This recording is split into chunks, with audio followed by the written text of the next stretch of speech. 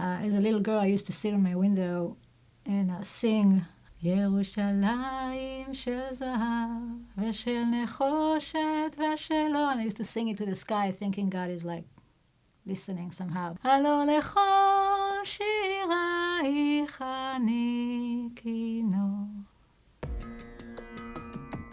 I grew up in Israel, secular family. Of course, we did the holidays, and like everybody in Israel does. I always believed in God, but never really had a real relationship with Him. Didn't really know what that looks like. Go to school and then go to job and get a place to live, get married, have kids, and all that routine. Is like I said, okay, well, what else? There's got to be something more. When I was 23, that was the first time I actually left Israel to come to America, initially to visit my mom. And she was living in a spiritual community at the time, very pretty, very healthy, no smoking, no drinking, no drugs. Started by a guru from India. Whatever you believe is good as long as you does good to you, kind of thing, as long as it doesn't hurt anybody else. And I learned about yoga and learned about all the Hindu philosophies and other philosophies, a lot of Eastern, of course, philosophies. It was very surreal, very peaceful there, out of the craziness of the world, kind of like a bubble from the world. Eventually I decided to stay there. In the course of the time that I was there, I met my husband, and my husband was very much involved with the spiritual side of things in the community.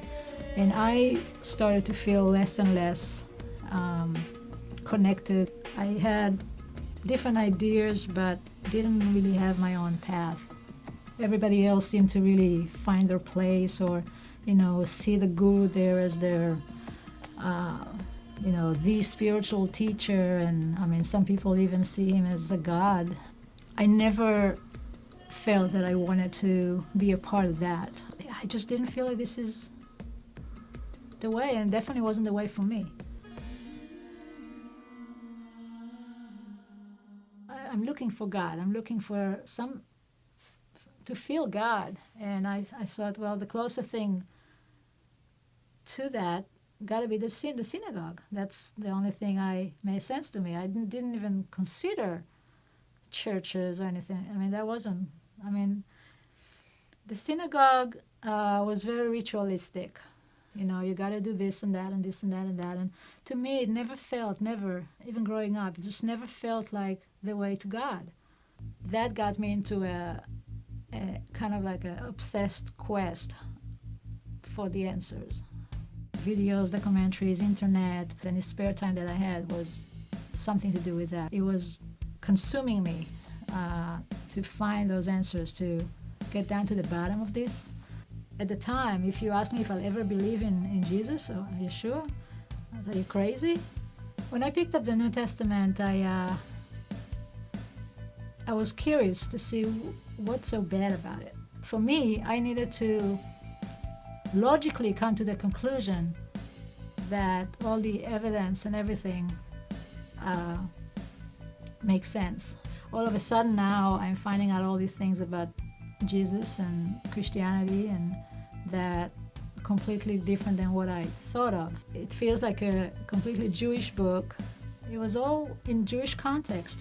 It made me want to read more, so to find out what else did they not tell me, because I don't see any of that anti-Semite stuff there. I don't see anything negative or anything Christian about it.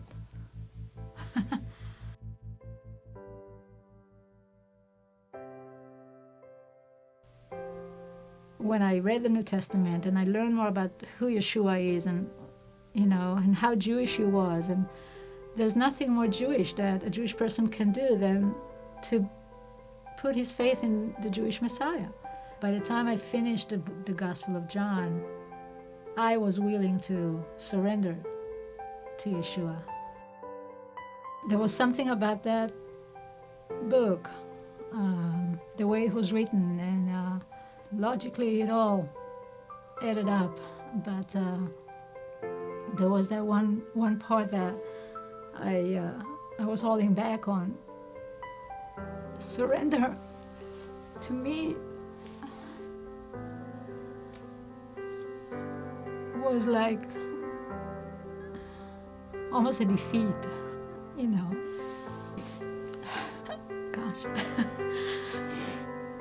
I was just by myself in my room, and I went down on my knees and pray that Jesus will come, Yeshua will come into my life. There wasn't any lights or any crazy things happen, or nothing changed on the outside, but you get that feeling that you know where something is right, and that's the feeling I had, and I felt like I found the truth. Okay, I'm yours, you know.